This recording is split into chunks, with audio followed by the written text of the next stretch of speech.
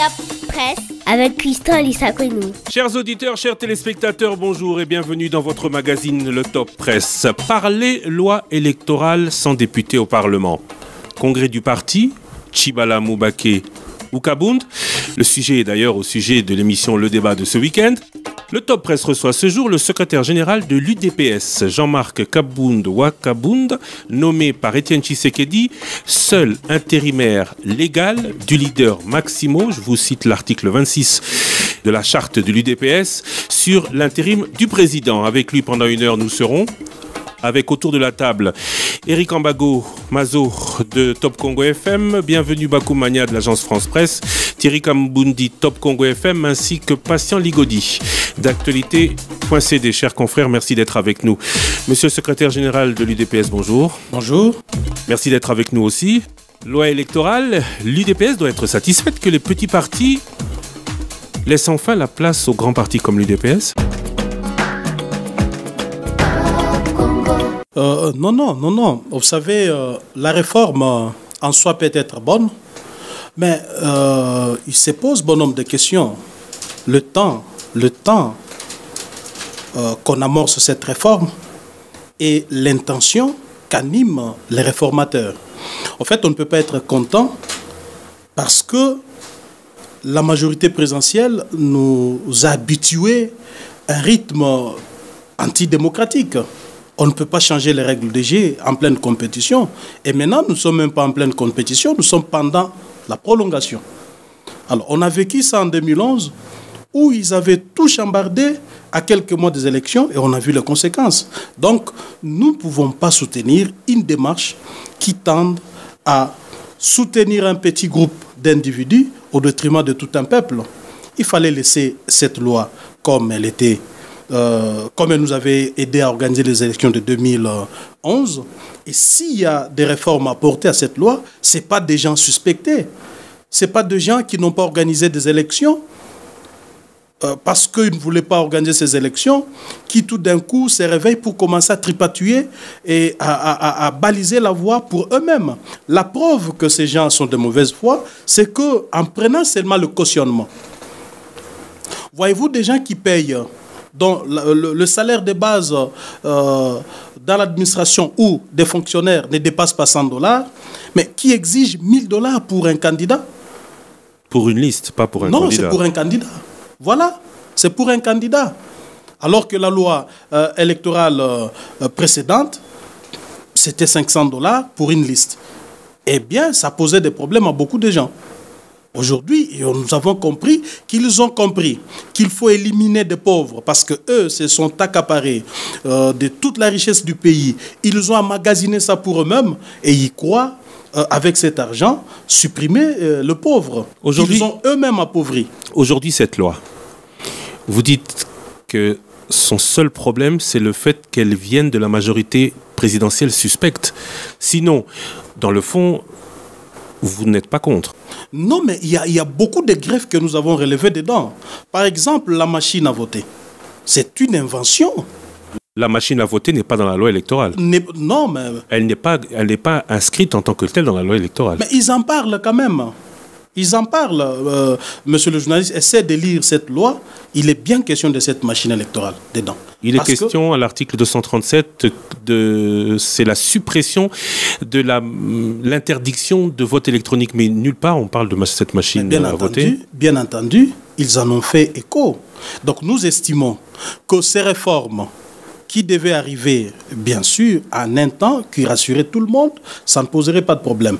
Mais parce qu'ils l'apportent à un moment très suspect et dont eux-mêmes d'abord suspectés, parce qu'ils ne veulent pas quitter le pouvoir, ils ne veulent pas organiser des élections, nous sommes en train de croire que lorsqu'ils ont compris que l'ancienne loi ne pouvait pas leur permettre de bien organiser la fraude, ils n'ont pas organisé des élections et maintenant, ils se décident de tripatouiller la loi électorale à leur profit. Et là, nous ne pouvons pas accepter, nous ne pouvons pas soutenir une telle démarche. Sur le fait, est-ce que vous pensez que obtenir 300 ou 350 000 voix pour être à l'Assemblée nationale, c'est beaucoup demandé à un parti ou vous êtes encore pour ce qui était jusque-là le cas de tout le monde bienvenu à l'Assemblée nationale, au risque même de bloquer son fonctionnement? Je me répète une fois de plus. Pour nous, 350 000 personnes, ce n'est pas une mer à boire.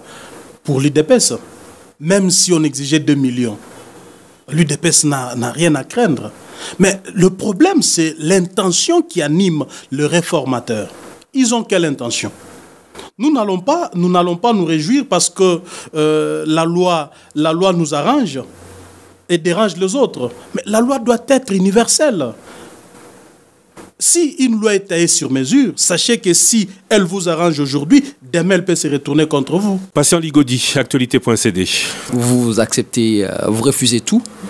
Vous refusez cette loi électorale, vous refusez la composition du bureau de la CENI. Finalement, vous acceptez quoi? Parce que finalement, il faut organiser ces élections. Bon, voilà. Il faut comprendre les choses dans leur contexte. M. Kabila et son régime ont refusé d'organiser les élections au moment où on les attendait plus. C'était en novembre 2016. Cela n'a pas été fait. Dès lors que cela n'a pas été fait, M. Kabila ayant perdu toute légitimité et même la légalité, il ne peut jamais surgir comme ça et vouloir nous organiser ces élections comme il l'entend. Ce n'est pas pour rien que nous sommes allés dialoguer. Ce n'est pas pour rien. Dès lors que les élections n'ont pas été organisées conformément à la Constitution, une grave crise politique était née. Donc il n'est pas seulement question des élections, comme j'entends beaucoup de personnes dire élection, mais il y a aussi un problème politique. Les élections doivent être organisées sur je voudrais donc dire que les élections doivent avoir un soubassement. Ce soubassement est politique et juridique. Sur le plan juridique, on voit la loi électorale, on voit la Constitution. Sur le plan politique, on voit la légitimité et la légalité. Vous ne pouvez pas vous réveiller comme ça, organiser les élections parce que vous voulez organiser des élections sans ce soubassement qui comprend la force. Parce que les élections confèrent la légitimité à des dirigeants. Et cela ne doit être fait que dans une autre légitimité.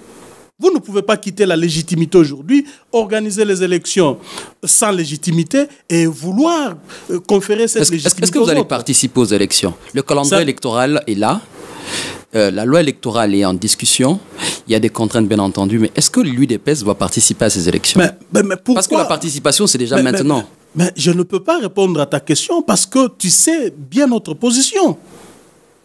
Tu sais bien notre position. C'est clair, M. Kabila doit partir tout au plus tard le 31 décembre. Donc, nous demander si nous allons participer ou pas aux élections sur base d'un calendrier électoral fabriqué à Kingakati, moi je pense que ce n'est pas le débat. Donc, sur base de ces calendriers, vous ne participerez pas aux élections? Dès lors que M. Kabila va nous laisser la place, mais c'est au peuple congolais de décider si Nanga va continuer ou pas. C'est au peuple congolais de nous dire si il a confiance en ces bureaux de la CENI, mais je ne crois pas. Donc tout se dessinera après le départ de Joseph Kabila. Pour nous aujourd'hui, étant donné que Joseph Kabila a sabordé l'accord politique, qui était un gage pour nous tous. Donc l'accord politique, c'était l'ensemble des mécanismes politiques juridiques qui pouvaient régir cette période jusqu'à la tenue des élections. Cela n'a pas été fait. Voyez-vous? Et nous disons, nous ne pouvons pas nous faire rouler pour la deuxième fois. Mais pratiquement. Qui vous dit qu'il y aura élection? Qui vous dit qu'il y aura élection? Monsieur Kabondo, vous dites que c'est possible d'organiser les élections au plus tard, mi-2018. Mais avec quelle loi électorale? Avec quoi? Soyons pratiques. Vous savez... Puisqu'avec vous avez rejeté le Parlement, puisque vous ne participez pas. Comment vous allez organiser ces élections en juin 2018? Voilà, mais vous me posez une question alors que je venais de vous répondre tantôt. Je vous ai dit qu'on ne peut pas organiser des élections pour les organiser. Les élections doivent reposer sur un fondement. Et ces fondements, c'est quoi? Ces fondements, c'est la légalité, c'est la légitimité. Parce que ça a été brisé en 2016. Nous sommes allés reconstituer cette légitimité au centre interdiocésain, que M. Kabila a sabordé une fois de plus. Mais pourquoi nous parler des élections comme si la crise dans ces pays, c'est les élections? Mais non, la crise dans ces pays, c'est M. Kabila. Voyez-vous? Donc, dire qu'après Kabila, après ce 31 décembre, élection, mais nous vous disons, avant de parler élection, mais vidons la question. Comment nous allons organiser ces élections? Est-ce que l'actuel régime, le pouvoir de M. Kabila a le pouvoir, a les mains libres d'organiser seul les élections comme ils les entendent en dehors de l'accord politique signé au centre interdiocésain? Voilà toute la question. Thierry Kambundi, Top Congo FM. Monsieur Kabound, je constate malheureusement que vous n'avez que votre voix pour pleurer parce que vous n'avez pas voulu, vous, UDPS, comme parti politique, aller au Parlement. Aujourd'hui, la loi a été votée à la Chambre basse, elle est en seconde lecture à la Chambre haute. Vous pouvez tout dire, mais le trait avance. Non, vous ne pouvez pas dire que le trait avance. Parce que en 2015, ça a été fait pareil. Mais qui avait bloqué? Ce ne sont pas les députés, c'est le peuple. Donc aujourd'hui, le peuple garde son souffle parce que ça ne sert à rien. De manifester pour une loi électorale alors que dans quelques semaines la grande bataille nous attend. Donc nous avons mis tout ça dans un sac et nous allons régler cette question avant le 31 décembre. Mais attendez, les députés qui sont là-bas, ils sont minorisés. Il n'y a pas de débat démocratique dans cette assemblée. En fait, il n'est pas dit que la majorité doit écraser la minorité, même lorsque la minorité a raison. Mais sinon, on défendrait nos causes personnelles plutôt que la cause nationale, l'intérêt général. Donc ici, il est clairement établi que la majorité, dans une logique de non-retour, ils mettent tout en œuvre pour conserver le pouvoir, même par des méthodes non démocratiques. C'est pourquoi ils ne se gênent pas d'échanger les règles des jeux pendant la prolongation. Même avec vous, elle était toujours majoritaire à l'Assemblée nationale. Hein? Écoutez, mais vous savez que cette majorité gère le Parlement sans concession. Je crois que ceux qui n'avaient pas donné raison au président Tshisekedi, paix à son âme, aujourd'hui, ils ont compris que le président Tshisekedi était averti. Parce que ces députés qui siègent, ils cautionnent tout ce que la majorité est en train de faire. Leur absence ou leur présence dans cet hémicycle n'a rien changé du tout. L'opposition parlementaire est sortie de la salle avant le vote de la loi, à respecter tout de même cela. Mais écoutez, au lieu de dire qu'elle cautionne tout. Non, mais moi je leur demanderais de quitter tout simplement cet hémicycle parce que si nous disons que le mandat de Joseph Kabila est fini, et ça vaut aussi pour les députés. Il ferait mieux de démissionner carrément, de quitter là-bas et d'attendre le jour J. Mais s'ils continuent à rester là-bas, faire les jeux, de sortir, de rentrer, moi je ne vois pas ce qu'ils font. Restons toujours dans ce contexte des élections. Vous avez exigé au centre interdiocésain le remplacement de Jean-Pierre Kalamba comme délégué UDPS au bureau de la CENI. Il y a quelques heures ou quelques jours, un haut cadre de l'UDPS, Peter Kazadi, pour ne pas le citer, nous a accordé une interview pour annoncer qu'alors que l'on sait tous que l'UDPS avait officiellement désavoué tous les députés élus sous l'étiquette UDPS qui avaient accepté de siéger, l'UDPS a renoué d'une certaine manière avec ces derniers parce que l'UDPS s'apprête à transmettre au groupe parlementaire UDPC allié le nom du successeur de Jean-Pierre Kalamba. Comment vous expliquez cela? Mais je ne sais pas si vous avez lu un communiqué officiel de l'UDPS dans ce sens.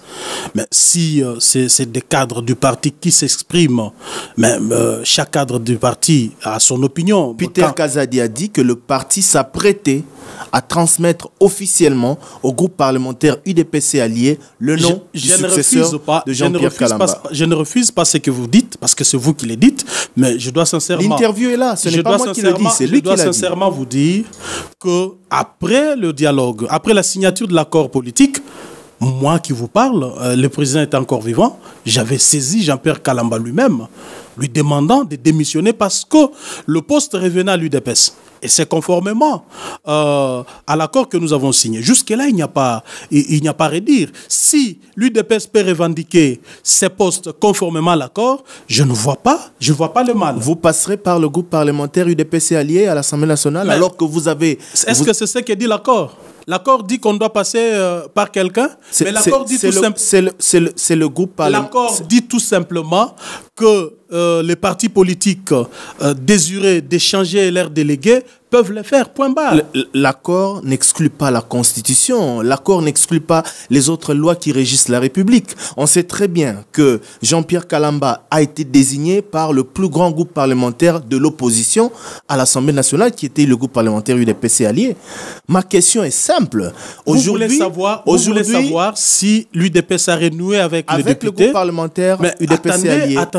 Attendez qu'on vous fasse un communiqué officiel dans ce sens. Mais pour l'instant, comme vous n'avez pas un communiqué officiel, autant mieux vous n'êtes pas aussi catégorique qu'avant, M. Kabunda. On sent qu'en coulisses, il se négocie peut-être des choses que vous ne voulez pas nous dire officiellement. Non, c'est pas ça.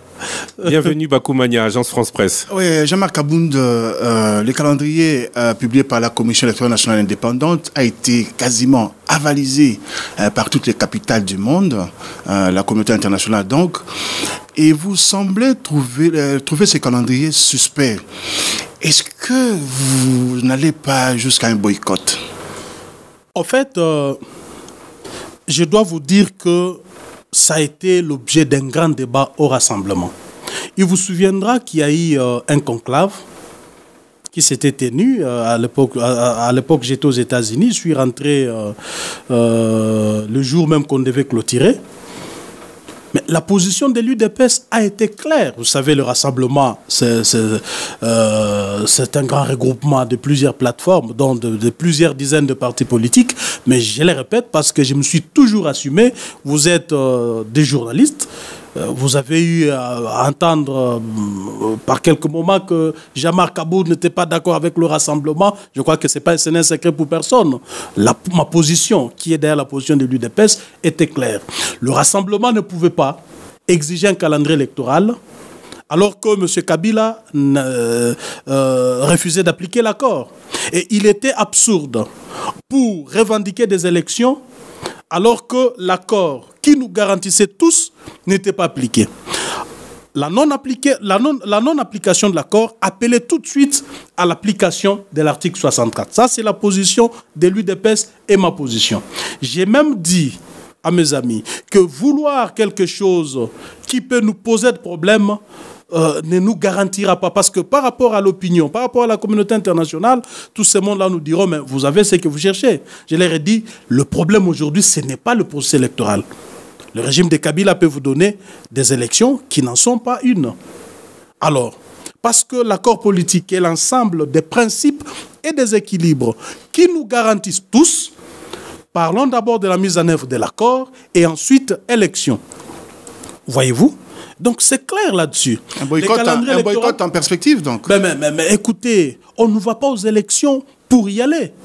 Et on ne peut pas aller aux élections pour accompagner un groupe d'individus. On va aux élections pour gagner. Lorsque les dés sont placés pour favoriser un camp, il serait mieux d'être responsable plutôt que pleurnicher par après. Voilà pourquoi nous disons aujourd'hui que le véritable problème que nous avons aujourd'hui, ce n'est pas les élections. Si c'était les élections, Kabila les aurait financées, Nanga les aurait organisées maintenant, avant le 31 décembre 2017. Comme il n'en est pas question, mais c'est un problème, résolvons-le. Il ne faut pas nous prendre comme des petits-enfants. Nous sommes quand même assez matures, nous sommes des acteurs politiques, nous prendre comme des petits-enfants. Allons-y aux élections. Ah, non, mais ce n'est pas comme ça. On va à ces élections comment? Comment nous allons à ces élections? Est-ce qu'il est permis à M. Kabila de continuer à gérer ce pays jusqu'après le 31 décembre 2017? Non. Mais il va gérer ce pays sur base de quoi? Avez-vous peur des élections? Parce que, à vous suivre, c'est comme si vous ne vous préparez pas à aller aux élections. Or, la finalité ici, après toutes les négociations, après tous les pourparlers, c'est aboutir à des élections. Mais vous savez, il y a quelqu'un qui a dit, hein, les Africains feraient mieux de ne plus dépenser beaucoup d'argent dans des élections.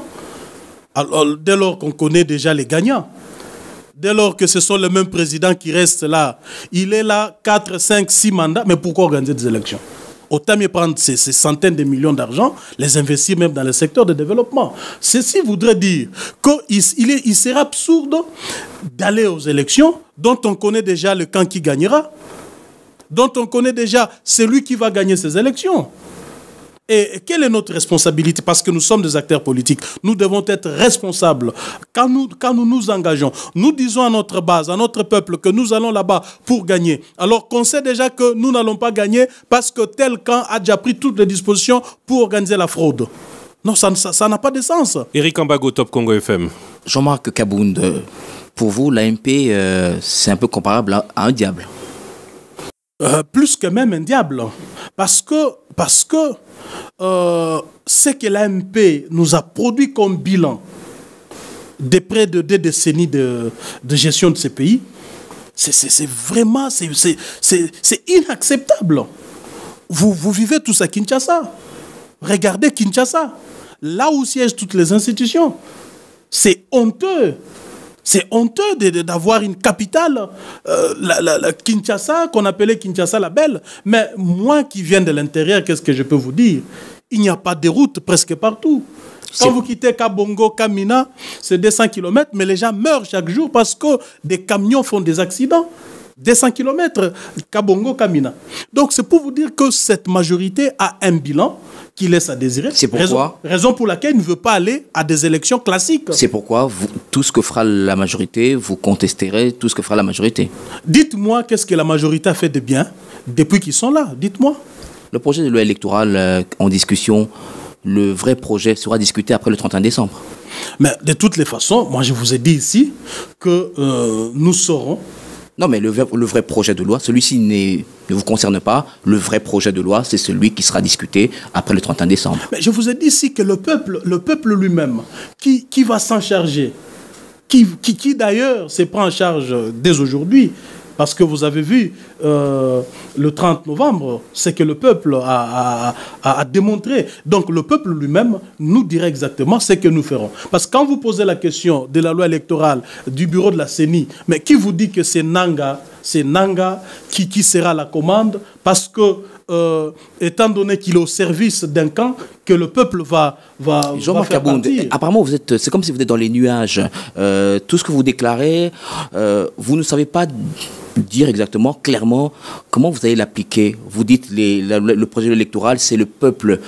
Soyez un peu plus clair, c'est pas le peuple qui va se réunir pour élaborer un projet de loi. Mais avant de parler d'un projet de loi, on doit d'abord discuter sur la CENI qui doit organiser ces élections. Donc, mais cette CENI n'est pas crédible. Nous vous disons que si Kabila doit partir, cela vaut aussi pour cette CENI, cela vaut aussi pour ces bureaux. Donc alors pourquoi poser ces problèmes? On fera tabula rasa, l'Assemblée nationale n'existera plus au 31 décembre, il y aura, donc on va reprendre à zéro. Finalement, apparemment vous êtes en train de, je dirais, je sais pas, c'est pas de la démagogie que ces genres de déclarations. C'est pas de la démagogie. En fait, vous savez comme tout le monde que si ce n'était pas les évêques avec le dialogue de la Saint-Sylvestre, il s'est passé quelque chose en 2016. Le peuple était déterminé à en finir avec ce régime.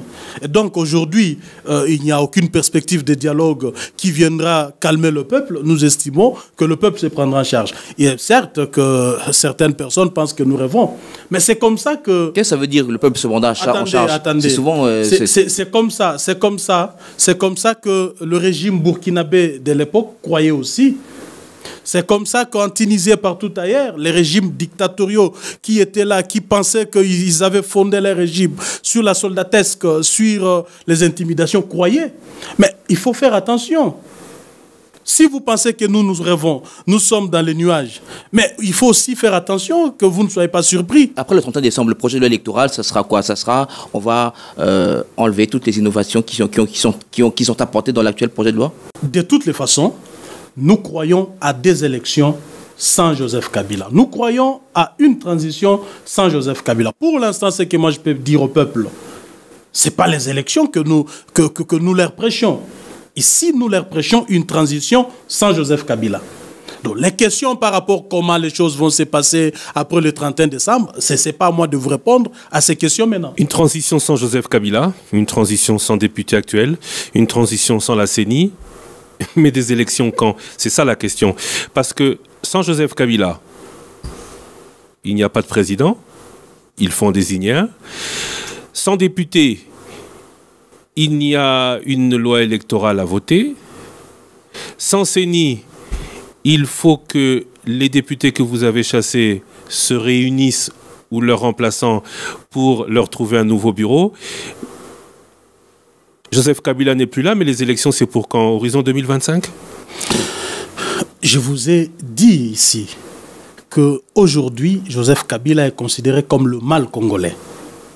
C'est lui qui bloque le processus de démocratie. C'est lui qui bloque le processus électoral. C'est lui qui bloque le développement de ces pays. Mais nous nous disons, parce qu'il faut attaquer les causes plutôt que les effets, ayant attaqué la cause principale du malheur et du blocage du procès électoral, le reste viendra de soi. Je ne peux pas me permettre aujourd'hui d'épiloguer sur l'après-Joseph Kabila parce que vous imaginez ce que je vais vous dire. Oui, mais vous ne pouvez aujourd'hui pas non plus nous parler d'un après-Kabila sans nous dire comment cet après-Kabila se déroulera. Mais nous sommes suffisamment matures. Nous sommes suffisamment matures parce que lorsque nous prêchons une transition sans Kabila, cela voudrait dire que nous sommes suffisamment matures pour prendre la relève et bien organiser les choses. Ce que nous avons besoin aujourd'hui, c'est des élections crédibles, des élections transparentes, libres, où chacun aura le droit, chacun aura le même, tout le monde aura le même privilège, où il n'y aura pas des avantagés et ceux qui sont désavantagés. C'est tout. Tout à fait d'accord avec vous, Monsieur Kabound. Mais si on doit être mature, on se penche sur la Constitution. La transition sans Kabila, c'est avec Léon Kengo-Adondo comme président de la République. Non, mais avec Kengo-Adondo, c'est lorsque les choses sont dans la normalité. Que Kabila est dans son mandat. Et quand le président Kabila n'est plus dans son mandat, parce qu'il, le président du Sénat assume l'intérim, il devient président de la République. Non, c'est pas comme ça. C'est pas comme ça. Il a un mandat de 5 ans. Il fait 3 ans, il est dans l'incapacité de continuer. C'est là que Kengo intervient. Mais c'est pas voir, lorsque quelqu'un a fini tout son mandat de 5 ans, il y a un problème politique à résoudre. Alors le peuple, dans sa maturité, il met qui? Désignez-nous le schéma tel que vous le voyez. Transition sans Kabila, ok? Mais qui pour lui succéder pendant cette période de transition? Mais nous avons dit clairement que la crise dans ces pays, c'est la crise de légitimité. Ou lorsque quelqu'un est au pouvoir, il veut organiser les élections pour son compte. Et pour ça, s'il faut que nous réussissions dans cette transition, nous devons nous mettre d'accord sur quelqu'un jugé neutre de la société civile qui ne pourra pas se présenter comme candidat aux mêmes élections. Là, ça nous garantit. On fait comme les Burkinabés, où le président de la transition ne pourra pas être candidat. La seule légitimité venant du peuple, qui désignera le futur président? Oh, mais vous savez, il faut arrêter avec cet intégrisme qui nous avilit, cet obscurantisme. Vous voyez, le peuple confère, ici je voudrais même aller plus loin, le peuple confère le mandat de 5 ans à quelqu'un.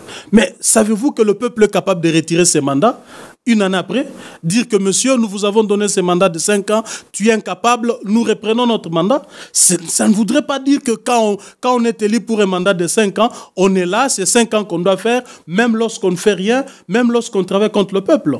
Le peuple est à même de retirer son mandat. Vous l'ayant donné, le peuple trouve que vous êtes incompétent, le peuple trouve que vous travaillez pour vous-même et pas pour lui, il peut vous retirer ses mandats. On a vu ça dans plusieurs pays.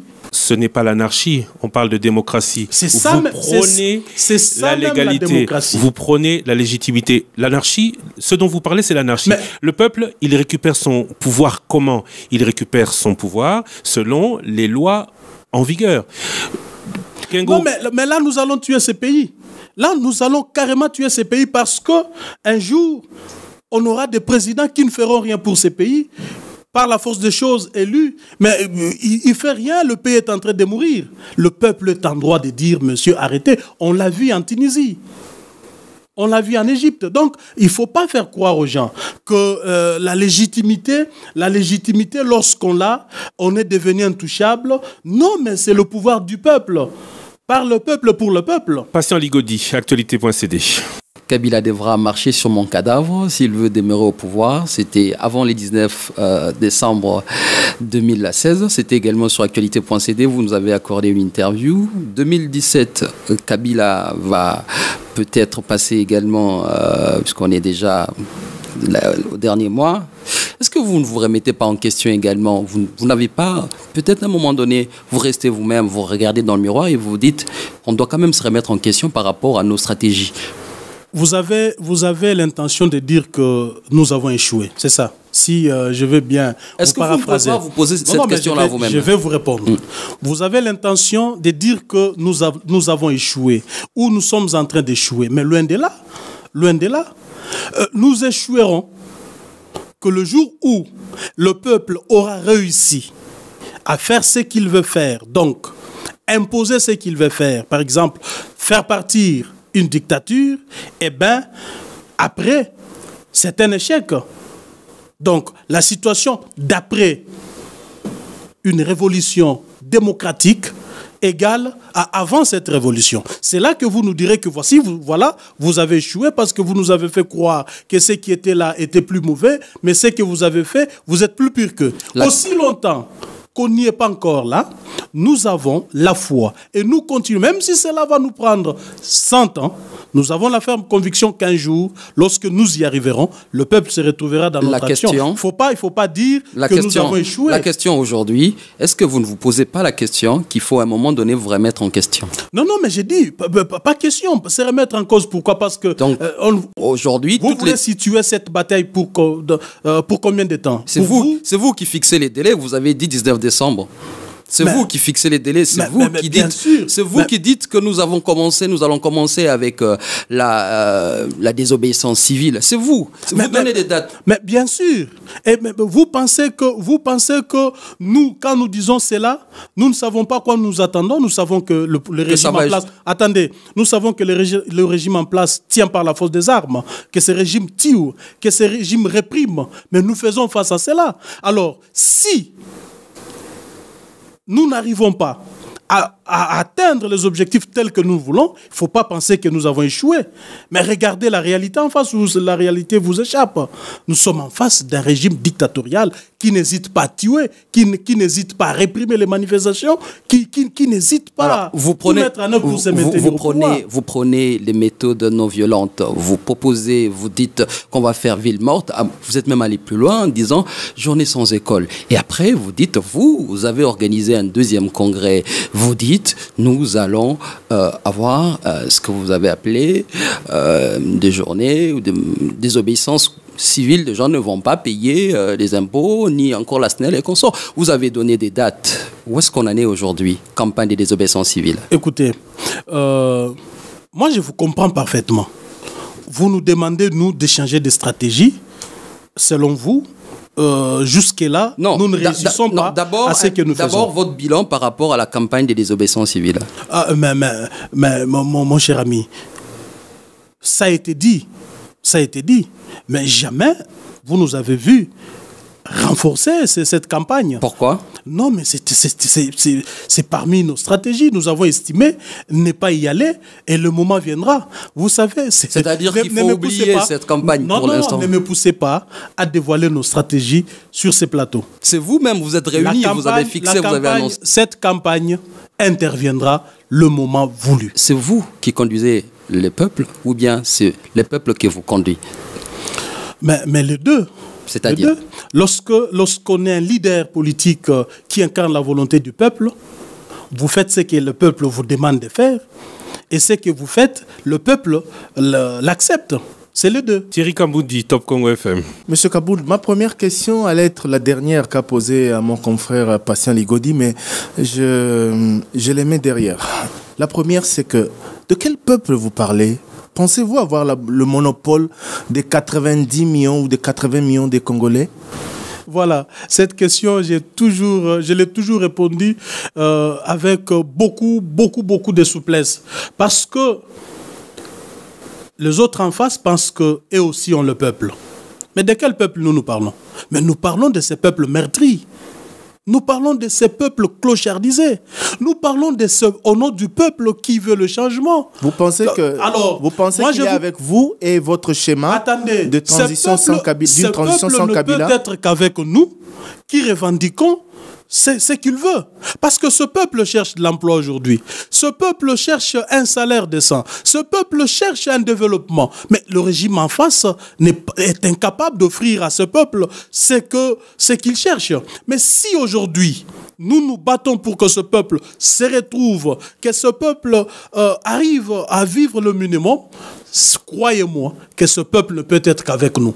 Les autres peuvent raconter ce qu'ils racontent, mais parce que nous battons pour les aspirations de ce peuple, mais immanquablement, ce peuple ne peut être qu'avec nous. Mais, Monsieur Kaboun, ne répondez pas à la place des 80 millions de Congolais. Mais je vous dis, un peu de respect, un peu de retenue. Non, mais attendez. Même ceux qui parlent, même, je sais que nos amis en face ne manquent pas quand même certaines personnes dans leur parti politique.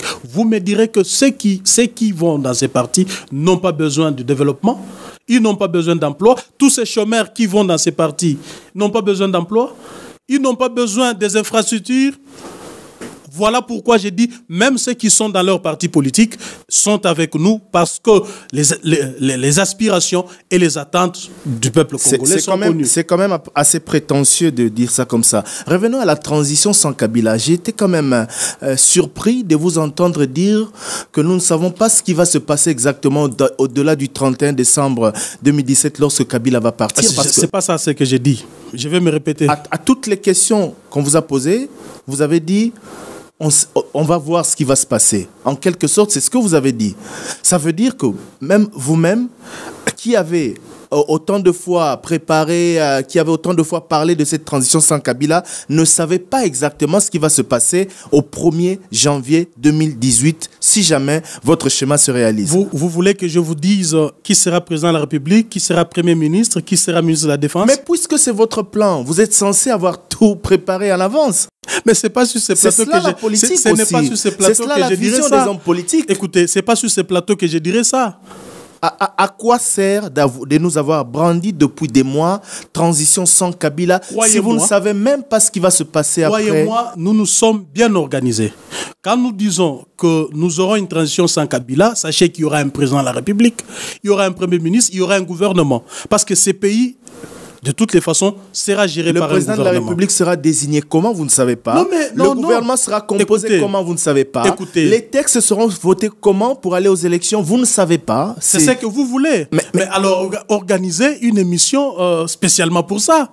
Mais on y est, M. Kaboun. On vous donne l'occasion d'en parler à la population, M. Kaboun. Nous ne pouvons pas nous permettre de dire ça, de peur qu'on mette la charrue avant le bœuf. Bienvenue Bakoumania, Agence France Presse. Oui, Jean-Marc Kambound, depuis le décès d'Etienne Tshisekedi, vous peinez, vous, UDPS et vos alliés, vous peinez à mettre une population, de nombreuses populations sur la route.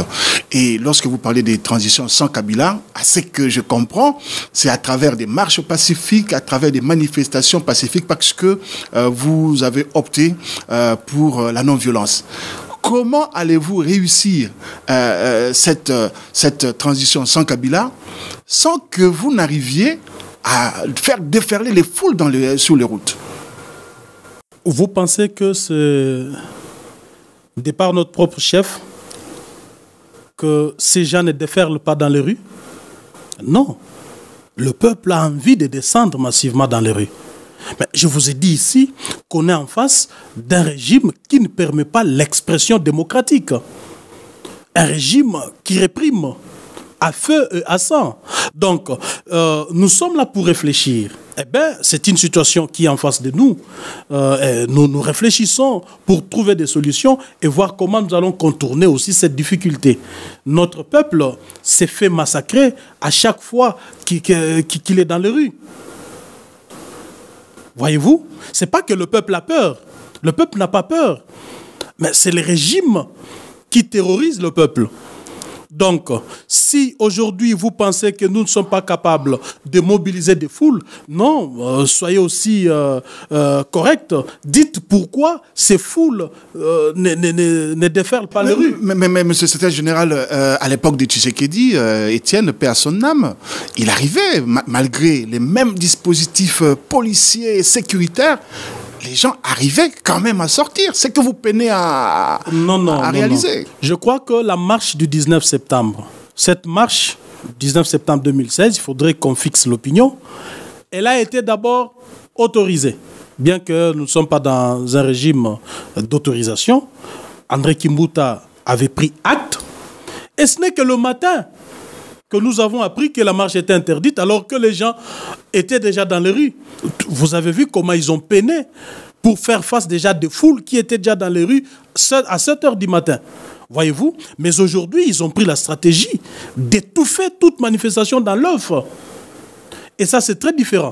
C'est très différent. Et la contre-stratégie, c'est laquelle? Mais je ne peux pas la dire ici. Je ne peux pas la dire sur ces plateaux. Nous avons compris comment ils fonctionnent et nous allons contourner cette difficulté. Eric Ambago, Top Congo FM. Jean-Marc Kabound, est-ce que pour vous, la Constitution est toujours en vigueur? Mais elle est en vigueur. Comment? La Constitution fonctionne. Pourquoi vous parlez de transition? Mais attendez. Est-ce que dans la Constitution, il existe le terme transition? Moi, je ne suis pas autorisé à vous poser des questions. Mais allez-y, non. J'ai posé ma question. Dites-moi est-ce que dans la Constitution, il y a le terme transition? Il n'y a pas ce terme. C'est pourquoi je vous ai dit... Alors, la question que j'ai posée, pourquoi est-ce que la Constitution pour vous existe? La question est claire. Vous dites, elle existe. Et pourquoi vous utilisez transition? C'est la réponse. Qu'est-ce que vous voulez qu'on dise? Parce que celui qui gère le pays aujourd'hui n'a aucune légitimité. Non, dans les textes. Nous sommes dans les textes, M. Kabound. La transition figure dans la Constitution. Je ne sais pas maintenant, je ne sais pas s'il est permis à un président de la République de faire un mandat de 5 ans et de demeurer au pouvoir. Il y a des dispositions, vous lisez la Constitution. Si vous croyez à cette Constitution, il y a des dispositions qui dit quoi? Qui permet à un président de demeurer au pouvoir qui permettent, non pas 5 ans, qui permettent au président de rester là jusqu'à ce qu'il fasse la remise avec celui qui est élu. C'est une interprétation biaisée de cette disposition.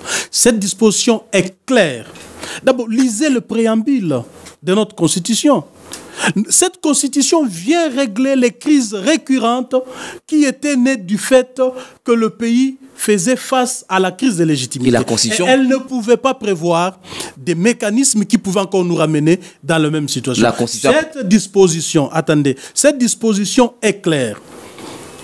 Tu as un mandat de 5 ans, mais 3 mois avant l'expiration de ton mandat de 5 ans, tu organises les élections, tu restes au pouvoir pendant ces 3 mois, jusqu'à l'installation du nouveau président élu 3 mois avant la fin de ton mandat. Cette constitution, il ne faut pas mal interpréter cette disposition. Cette constitution a prévu également les dispositions telles que notre constitution ne prévoit nulle part les glissements d'un président en fonction. Non, il ne faut pas induire notre peuple en erreur. La constitution prévoit un mandat de 5 ans renouvelable une seule fois.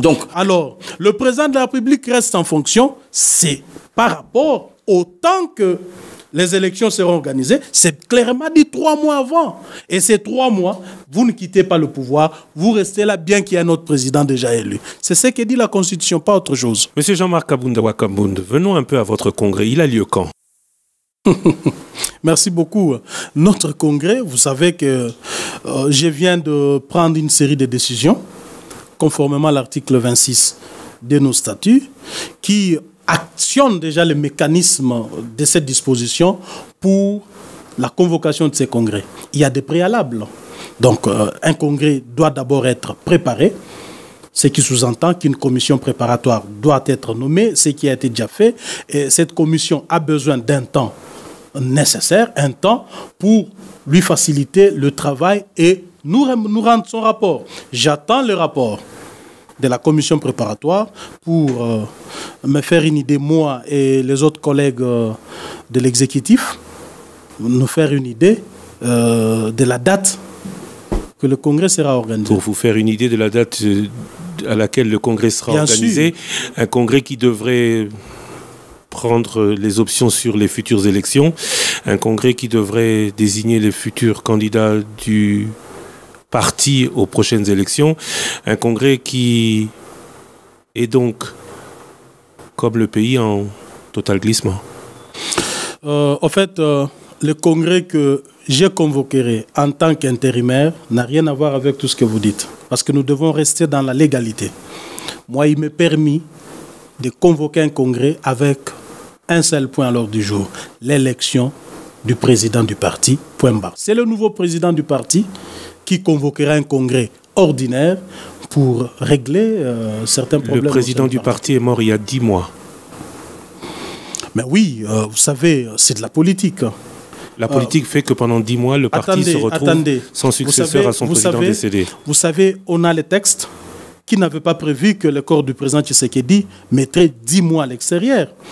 Attendez, M. Christian. On a des textes qui n'avaient pas prévu cette situation des négociations politiques qui nous amènerait là où nous en sommes aujourd'hui.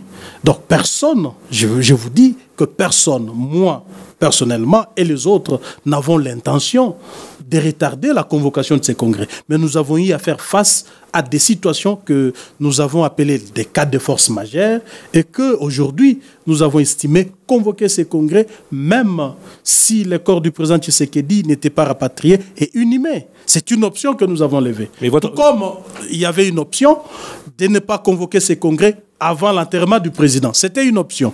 Dans toutes vos options, l'option désigner les candidats aux élections intervient avant le 23 décembre 2018 ? Mais non, mais je vous ai dit que c'est à cette question, je ne répondrai plus ici parce que ma position est connue. Vous voulez me faire dire que l'UDPS accepte des élections avec Joseph Kabila à la tête. J'ai juste envie de savoir si vous-même, qui voulez des élections ou plutôt être prêt à prendre part à ces élections. Mais il y aura toujours des élections dans ces pays. Il y aura toujours, d'une manière ou d'une autre, ces pays aura des élections. Donc vous laisserez passer les prochaines élections parce que vous ne seriez pas prêt ? Non, mais pourquoi ? Mais alors, quand est-ce que vous serez prêt, vous, en tant que parti, à aller à des élections ? Les élections dont vous faites allusion, je vous ai dit ici, croyez-moi, que ce ne sont pas des élections à la solde de Kabila et de Nanga. Je ne veux plus parler de Kabila, je ne veux plus parler de Corneille Nanga. Je veux parler de l'UDPS et de la préparation de l'UDPS à ces élections. Vous ne pouvez pas parler des élections sans parler de ceux qui organisent ces élections. Vous ne pouvez pas parler des élections, vous ne pouvez pas dire être prêt pour les élections sans donner des signaux que vous êtes prêt pour ces élections. Je sais ce que vous cherchez. Mais notre position actuellement voudrait d'abord que Kabila parte. Qu'est-ce que je cherche ? Savoir si nous sommes d'accord avec ces calendriers, si on ira aux élections avec Joseph Kabila à la tête du pays. Pour la première fois, je vous donne tort. Moi, je voudrais juste savoir quand l'UDPS sera prêt. Mais l'UDPS, d'abord, laissez-moi vous dire une chose. Nous sommes parmi, je ne sais pas s'il y a un autre parti politique dans ces pays qui peut être organisé plus que nous. Non, je vous demande juste... Non, mais nous avons été toujours prêts pour des élections. Même maintenant, je vous dis, l'UDPS est prêt pour des élections. Avec des animateurs désignés par qui ? Sans congrès ? Non, mais ça, c'est pas un problème. Le congrès, c'est nous qui l'organisons. Je vous ai dit que nous irons au congrès. Nous irons au congrès, oui ou non? Ça peut être un mois après. Moi, je ne sais pas. Je vois qu'un autre congrès est en train de se... Parce qu'on va y arriver. Je vois qu'il y a un autre congrès de l'UDPS qui est en train de s'organiser et que vous n'êtes toujours pas dans l'organisation d'un congrès puisque vous seriez en mesure de nous dire quand vous aurez des premières indications, quand vous serez en mesure de nous dire le jour où vous pourriez organiser éventuellement un congrès. Il faut dissocier. Il faut cloisonner le congrès de l'UDPS et les élections et la gestion du pays. Parce qu'aujourd'hui, nous sommes au centre d'une crise politique, n'est-ce pas? Au centre d'une crise politique qui n'a rien à voir avec le congrès de l'UDPS, qui est un problème, une question interne à l'UDPS. Alors, nous parlons de l'UDPS ou de la crise politique qui est un problème général qui concerne tous les partis politiques. En tout cas, ma question, moi, c'était sur le fonctionnement de l'UDPS. Patient Ligodi, actualité.cd. Congrès de l'UDPS, le nouveau président du groupe parlementaire UDPS et Alliés a dit qu'il souhaite mettre son mandat à la tête de ces groupes parlementaires sous les signes de la réconciliation avec l'IMT. On part du Congrès, vous serez favorable à ces rapprochements? Je pense que cette question ne me concerne pas que moi. C'est une question qui touche le parti de son intérieur. Mais c'est à vous qu'on pose la question maintenant. Attendez, c'est pas à moi de vous dire quoi que ce soit maintenant. Il y a certaines questions dont personne au sein d'un parti politique n'a le pouvoir de décider seul. Il faut un large consensus, il faut des consultations. Donc là, j'ai dit que c'est au parti de répondre. C'est au parti de décider, pas l'individu Jean-Marc. La deuxième question, on a senti également à travers les médias Valentin Moubaké également faire ses pas, on voit vraiment qu'il a envie de vouloir participer et avoir, on va dire, des relations beaucoup plus cordiales avec l'IMT. Votre avis, vous êtes favorable à ce rapprochement? J'étais toujours pour l'unité de l'UDPS. En tant que responsable, je ne peux pas être le chantre de la division, moins encore quelqu'un qui est là pour chicoter, chasser XY. Mais le problème de Valentin Moubaké est clair, est simple aussi. Valentin Moubaké a choisi sa voie. Vous me direz aujourd'hui que si Valentin Moubaké était Premier ministre, comme il l'entendait à l'époque, il rentrerait? Il vous aurait dit que Tchibala l'a fait. Est-ce que Tchibala, vous avez vu Tchibala rentrer? Non, mais nous devons être conséquents. Nous devons aussi être responsables. Nous assumer lorsque nous donnons l'impression d'être des hommes et des femmes d'État. Valentin Moubaké a pris son option. Il doit continuer en s'assumant. Mais il avait rejoint de manière aussi simple M. Kabila. Il est allé main et pieds liés chez Kabila. Donc aujourd'hui, s'il est déçu là-bas, qu'il n'a pas été nommé Premier ministre, il ne peut pas donner l'impression qu'il veut rentrer, qu'il fait des rapprochements. Mais qui était-il? Mais après tout, il est combattant de l'UDPS comme tout autre combattant. N'est-ce pas? Moi aussi, je suis combattant. Il n'y a pas de super combattants à l'UDPS. On a vu des gens, des Birindois, des Kibasa Maliba. Lorsqu'ils quittaient l'UDPS, tout le monde se tenait la tête, dit mais qu'est-ce qui va arriver à ces partis? Ils sont finalement partis et le parti a existé. On doit éviter de donner l'impression que sans moi, rien ne peut marcher là-bas. C'est avec moi que tout marche. Mais aujourd'hui, l'ironie du sort est que beaucoup de gens se sont confrontés à leurs propres mensonges. Depuis que vous êtes secrétaire général du parti, il y a un terme qui sort de plus en plus, c'est auto-exclusion. Donc on a les nombres les plus élevés d'auto-exclusion qu'il y a eu. Ça n'a pas commencé avec moi. Je te dirais que lorsque le député était auto-exclu, Moubaké était à l'œuvre. Cette déclaration, posez-lui la question. C'est lui qui était au four au moulin et il avait obtenu cela. Lorsque le Mpouila et les autres Kalonzo à Bruxelles étaient aussi sous l'auto-exclusion. Mais c'est Tchibala que vous voyez là qui était au four et au moulin. C'est lui. Posez-lui la question. Alors, je n'avais pas fini ma question. Donc, dire que... ma question est de savoir, avec les nombres d'auto-exclusion aujourd'hui, Monsieur Kabound, vous regardez la caméra, est-ce que vous pensez vraiment que l'UDPS est plus forte? Je vais vous faire des calculs. 42, j'ai dit 42 personnes sont frappées. Donc, je parle des députés. 25 personnes sont frappées. Là, je ne suis pas encore secrétaire général. Mais aujourd'hui, vous pouvez me faire le nombre exact des gens dont on a constaté l'auto-exclusion pendant que je suis secrétaire général. Est-ce qu'ils atteignent 40? La question, vous pensez que l'UDPS est plus forte aujourd'hui avec tous ces... Sincèrement, vous savez, il ne faut pas se cacher derrière son petit doigt. Les actes portant auto-exclusion n'ont pas commencé avec Jean-Marc. Tchibala les a soutenus. Moubakela les a soutenus et il a fait partir des gens. Lui et de là, ils le savent bien. Dire aujourd'hui que cet acte n'existe pas, mais ça c'est de la médiocrité. C'est de l'irresponsabilité. Lorsqu'on a soutenu quelque chose hier, on a été même artisan principal et qu'aujourd'hui, parce qu'on est frappé, on se met à dire que ça n'existe pas dans les textes de l'UDPS. Je vous dis, l'UDPS a un fonctionnement que quelqu'un ne peut pas venir aujourd'hui, c'est un système, que quelqu'un ne peut pas venir aujourd'hui changer d'un coup ou inventer. On ne peut rien inventer à l'UDPS aujourd'hui parce que c'est une machine politique dont, lorsque vous êtes dedans, vous devez savoir comment vous accommoder, vous devez savoir comment vous poser des actes. Je n'ai rien inventé. Moubake et Tchibala sont... Nous avons constaté leur auto-exclusion comme ils avaient aussi constaté l'auto-exclusion des autres. Thierry Kambundi, Top Congo FM. Monsieur Kabound, vous êtes secrétaire général de l'UDPS, donc censé avoir la maîtrise des textes qui régissent ce parti que vous dites le mieux organisé du pays. Alors, quel est le passage de votre statut, de vos statuts, qui parle de l'auto-exclusion justement, parce que tous ceux qui sont partis ont un seul langage en commun.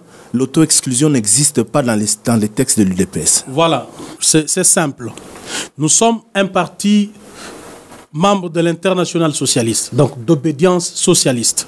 Quand vous lisez nos statuts, je crois le règlement intérieur dans son article 65, et dans le statut, je crois que ça doit être dans les articles 60-61.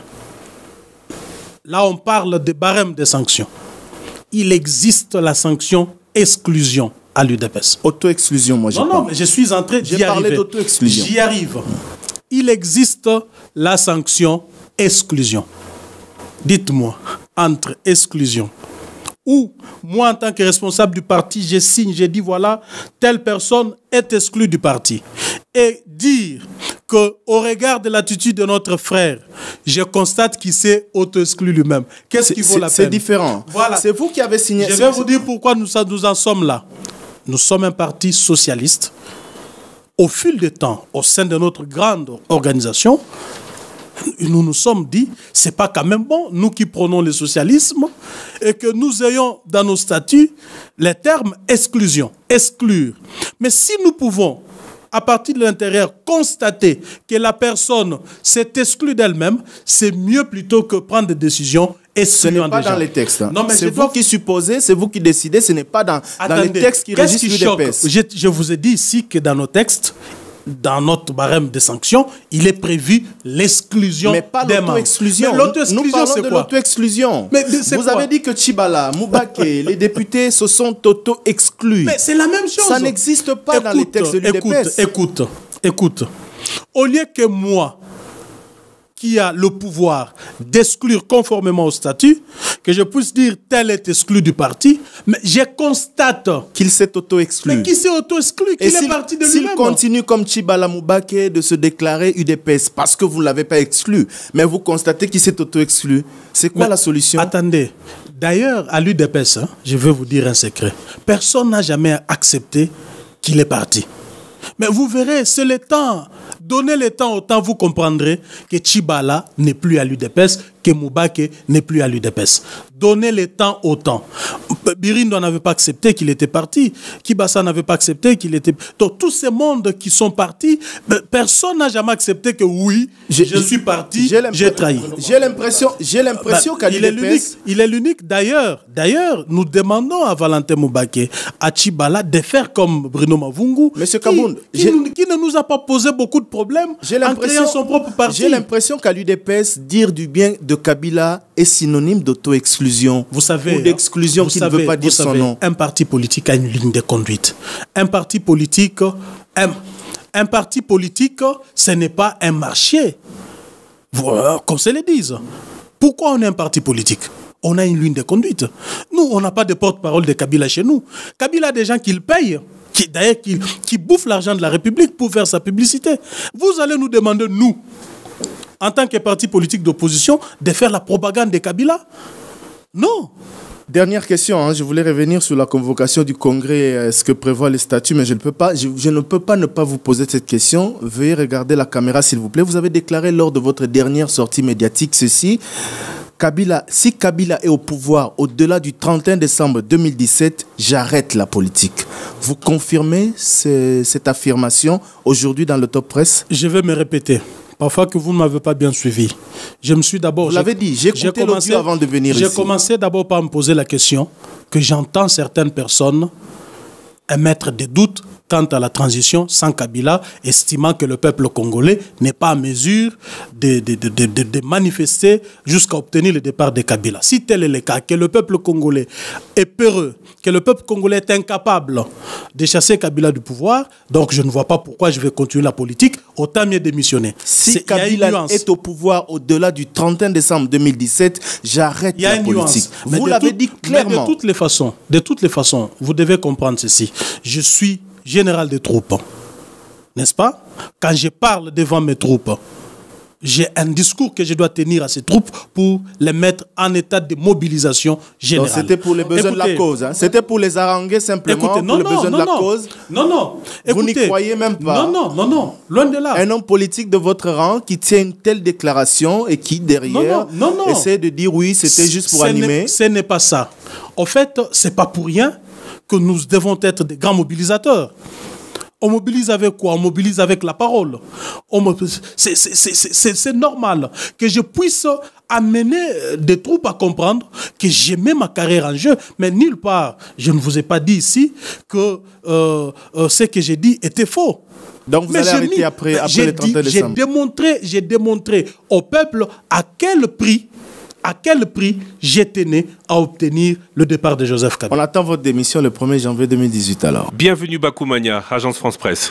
Oui, M. Jean-Marc Kabound, vous présentez comme l'intérimaire du leadership au sein de l'UDPS et tout à l'heure vous avez été présenté comme étant les garants de la légalité et de la légitimité au sein de ce parti. Est-ce que demain vous enverrez des invitations à Tchibala et à Moubaké? Non, pourquoi les envoyer des invitations dès lors qu'ils sont dans les camps du pouvoir? Nous, on ne va pas organiser notre congrès avec la majorité au pouvoir. Tchibala, aujourd'hui, est plus kabiliste que les anciens kabilistes. Tout le monde sait que Tchibala a fait allégeance à M. Kabila et il a décidé en âme et conscience de cheminer avec lui. On n'a pas du temps à perdre pour l'inviter dans un congrès de l'UDPS. Parce que nous n'inviterons personne de cette majorité. Est-ce que vous ne risquez pas de vous retrouver à un congrès du MPA Parti État où il n'y aura que des acclamations et de Ndjalelo? Vous savez, un parti politique doit d'abord miser sur la cohésion interne. Donc vous appelez la cohésion interne Ndjalelo. Non, mais nous sommes appelés à être unis pour avancer. Si nous sommes divisés, en quoi est-ce que nous sommes un parti politique? Si l'unité du parti, la cohésion interne peut s'apparenter au Ndjalelo, je pense que là, le Ndjalelo n'a pas son sens. Donc tout parti politique mise avant toute chose sur l'unité et la cohésion interne. Mais si tout le monde se met d'accord et dit oui, c'est pour l'intérêt du parti. Ça nous évite des problèmes que s'il y a des divergences que nous devons régler parce que à tous les mois qu'on puisse dire, s'il y a des divergences, nous serons toujours tentés de le surmonter et de nous mettre d'accord et arriver à dire oui. Et ça ne sera pas un congrès monocorde? Non, mais c'est un congrès de l'UDPS. À moins que ce soit un congrès qui sera organisé avec d'autres partis politiques. Mais si c'est un congrès de l'UDPS, nous sommes appelés à avoir un même langage, à mettre sur une même longueur d'onde, et cela ne veut pas dire que nous sommes ce que vous pensez là. Un même langage, ça veut dire que pas de contradiction, unanimité. En fait, d'abord, les partis politiques africains ne sont pas comparés avec, par exemple, le Parti socialiste français, qui est composé sur base de tendances, sur base de mouvances. Non. Donc, parce que quand vous prenez le Parti socialiste français, il y a des courants qui sont venus, courant tel, qui ont composé. Mais ça, c'est un parti politique créé sur base d'une vision par un groupe d'individus ayant la même vision. Mais c'est absurde qu'on dise qu'il y a des courants et des tendances dans un parti politique qui n'a pas été créé par des courants et des tendances. Donc nous sommes obligés à marcher ensemble, à réfléchir ensemble et à avoir une même vision. Vos détracteurs estiment que seuls n'auront droit de citer que ceux qui font allégeance à la famille Tshisekedi. En fait, je venais là de vous expliquer. Il n'est pas question de faire allégeance à la famille Tshisekedi. Et ici, je voudrais être clair. Hein. L'histoire retiendra que la famille de Tshisekedi sera liée aussi longtemps que ce parti existera, le monde existera. Le nom Tshisekedi sera lié à l'UDPS. Croyez-moi. Le nom Tshisekedi sera lié à l'UDPS. Donc, il n'est pas question qu'on puisse s'en discuter ici. Mais, la seule chose que je peux dire ici, c'est que ce parti appartient aux combattantes et combattants de l'UDPS. C'est eux qui décident du sort de ces partis. Eric Ambago, Top Congo FM. Jean-Marc Kabound, secrétaire général de l'UDPS. Félix Tshisekedi, secrétaire général adjoint, président du Rassemblement. Lorsque vous êtes en réunion, ça vous gêne de donner des ordres à Félix Tshisekedi? Non, non, ça ne me gêne pas. Et puis, il faut plutôt poser la question à Félix, qui est un monsieur bien éduqué, qui a reçu une très bonne éducation, qui est décomplexé. Donc son aura ne vous gêne pas? Non, pas du tout. Parce que Félix Tshisekedi ne s'est jamais gêné de mon leadership au sein du parti. Et moi, je n'ai jamais été complexé de son leadership au Rassemblement. Au sortir du congrès, Félix Tshisekedi, président de l'UDPS, vous êtes d'accord? Ah, je suis très content déjà que vous aussi, vous soutenez la candidature de Félix Tshisekedi. Vous soutenez aussi, vous, la candidature de Félix Tshisekedi? Écoutez. Vous soutiendrez? Écoutez, je suis aujourd'hui l'arbitre. Comment voulez-vous que je puisse m'exprimer sur cette table que je soutiens tel? Alors, que diront les autres qui seront candidats? Moi-même, je sais celui que je soutiens dans mon cœur. Je le sais, donc pas besoin que je puisse m'étaler sur ces plateaux, de peur qu'on dise que non, ce congrès-là est déjà truqueux, alors c'est lui-là même qui va convoquer à un candidat. Non. L'UDPS aura son candidat président de la République à l'issue du congrès. Bien sûr que oui. Ce candidat qui sera face au candidat du G7 et de la R. J'ai toujours dit ceci, depuis le début de cette émission, il faut dissocier les congrès de l'UDPS et le processus électoral qui est une autre question parce que nous allons la régler. La question de la légitimité, de comment on va organiser ces élections, qui organise ces élections, ça c'est une question que nous réglons avant le 31 décembre. Il n'y a pas de problème, mais vous aurez un président qui va concourir face au candidat du G7, au candidat du G7 AR, Moïse Katumbi. Nous nous sommes battus pour la démocratie, qui sous-entend que pour accéder au pouvoir, il faut passer par la voie électorale. Donc, nous ne craignons pas les élections. Nous affronterons n'importe quel candidat. Il n'y aura pas de candidature de l'opposition, candidature concertée. Mais si cela est envisageable, vous pensez que je vais m'y opposer? Si le rassemblement va se mettre autour d'une table et désigner un candidat, mais le moins que je puisse dire ici, c'est que l'UDPS, lui, aura un candidat. Ça, c'est irrévocable. À l'issue de discussion, il est possible aussi que Moïse Katumbi soit le candidat de l'opposition du rassemblement aux élections et que Félix Tshisekedi, l'UDPS, accepte. Vous insinuez? Vous insinuez que c'est ça? Mais parce que moi, je vous dis que le rassemblement n'a pas encore débattu de la question. Pour l'instant, le G7 et AR ont leurs candidats, tout comme Martin Fayoulou, de l'ECD, qui est dans la dynamique, et candidat président de la République, l'UDPS, comment nous allons rester à marge? Nous aurons bien entendu notre candidat. La question que vous posez, ce n'est pas à moi de vous répondre. Mais qui vous dit que l'UDPS va lâcher prise?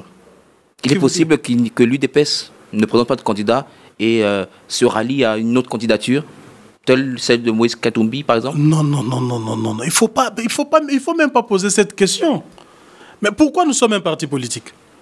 Il ne faut pas poser cette question. Hein? Merci Eric Ambago, Top Congo FM. Merci à Bienvenue Bakoumania de l'agence France Presse, à Thierry Kambundi de Top Congo FM, ainsi qu'à Patient Ligodi d'actualité.cd d'avoir été avec nous aujourd'hui. Merci à vous Jean-Marc Kamboun, secrétaire général de l'UDPS. On restera un peu sur notre fin, cette émission. Réunification du parti, je ne peux rien dire. Stratégie du parti, je ne peux rien dire. Politique du parti, je ne peux rien dire. Mais vous êtes secrétaire général de l'UDPS. Qu'est-ce que vous décidez? Nous décidons sur les questions d'actualité. vous n'allez pas me demander d'étaler les stratégies alors que c'est bien de les garder. Vous avez dit me demander de mettre la charrue avant le bœuf. Vous avez parlé des revendications du peuple. Le peuple, il veut des salaires. Le peuple, il veut de l'eau. Le peuple, il veut de l'électricité. Le peuple, il veut du mieux-être. Vous n'en parlez jamais. Alors, si on vous pose la question aussi de comment vous allez faire, vous allez nous renvoyer à une autre émission. Non. Si on va vous demande la question, mais pourquoi vous n'en parlez pas, vous allez dire que ce n'est pas. Si vous voulez que j'étale sur ce plateau le projet de société de l'UDPS, mais là c'est pas un problème. C'est que nous ferons lorsque nous serons au pouvoir. Non, ça c'est pas un problème. Donc, un leader politique ne peut pas savoir ce qu'il fera pour le peuple lorsqu'il sera au pouvoir. Ça, c'est une autre question. Mais quand vous me demandez de savoir comment ça va se passer avant le 31 décembre, qui sera président, qui sera premier ministre, qui sera ministre de la Défense, là, je vous dis, calmez-vous, vous verrez comment les choses vont se passer. C'est deux choses différentes. Je ne vous parle plus de Joseph Kabila, je vous parle de l'UDPS. Je fais un peu comme Eric Ambago. Vous êtes l'arbitre, vous ne pouvez pas dire qui vous soutiendrait. Mais est-ce que vous pouvez dire si vous-même, vous ne serez pas candidat? Là, je suis à l'aise de le dire.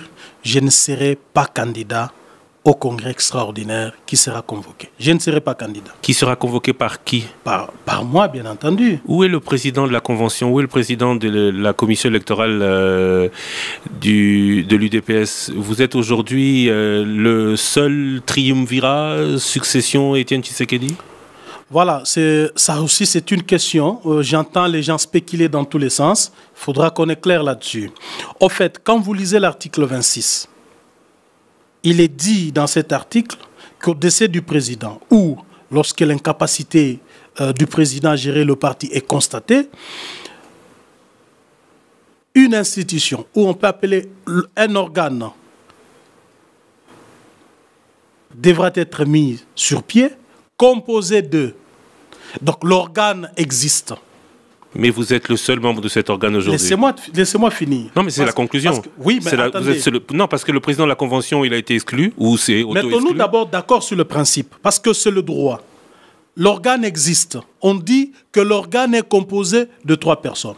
Ceci voudrait dire que l'organe existant peut exister avec une personne, 2 personnes, 3 personnes, étant donné que nos statuts n'interdisent pas, au cas où une personne de ces trinovira n'est plus, l'organe cesse d'exister. Parce qu'un organe, quand il est défini en tant qu'organe, mais sa composition ne peut pas mettre en cause l'existence de l'organe. Aujourd'hui, il est clairement établi que la Convention nationale démocratique ne peut pas exister du fait que, d'abord, sa composition nous pose problème. Nous n'avons pas de mandataires, nous n'avons pas de députés, vous n'avez pas de ministre, vous n'avez pas de sénateur.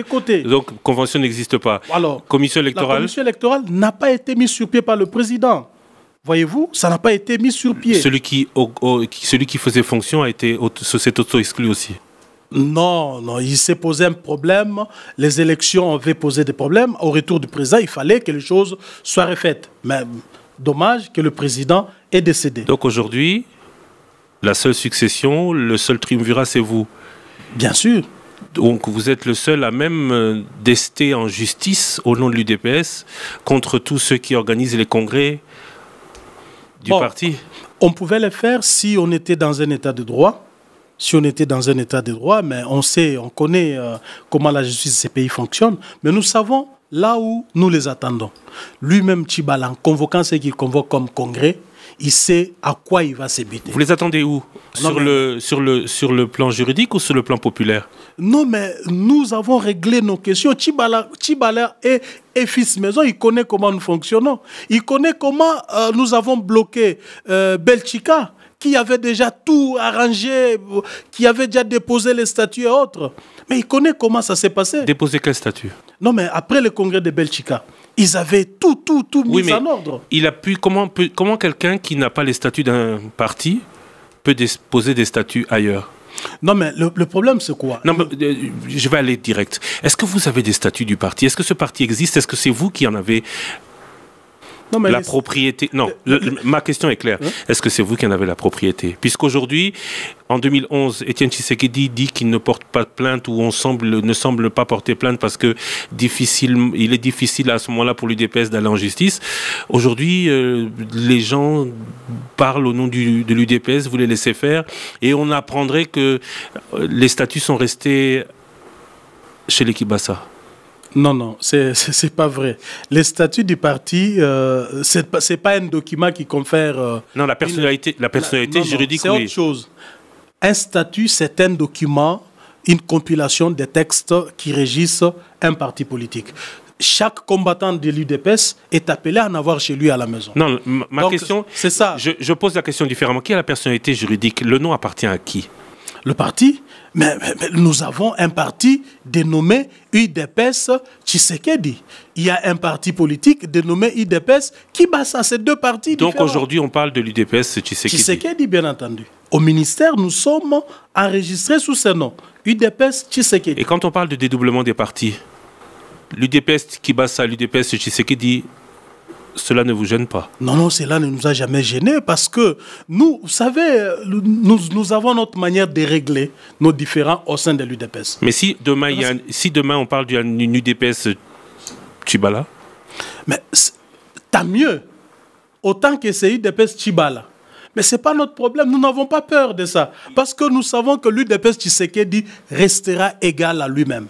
L'UDPS Tshisekedi n'a pas peur d'avoir UDPS machin, parce que nous estimons que nous avons le peuple derrière nous. Nous avons une forte base qui sait ce que veut dire l'UDPS. Nous avons une base, oui, nous avons une base, pas dupe, hein. Nous n'avons pas une base que quelqu'un peut traîner à gauche, à droite. Tchibala sait ça.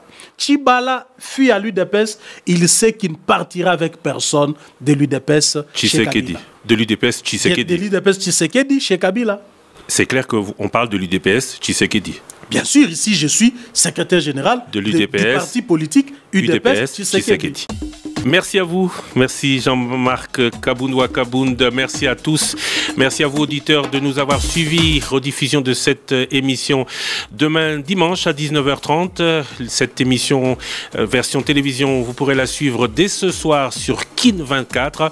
Prochain rendez-vous avec le Top Presse, c'est la semaine prochaine avec un autre secrétaire général et je l'espère les mêmes journalistes autour de cette table, puisqu'il s'agira cette fois-ci du secrétaire général du PPRD, Henri Movasakani. Merci à vous et à très bientôt. Merci beaucoup. Top Presse avec Christophe Lissakounou.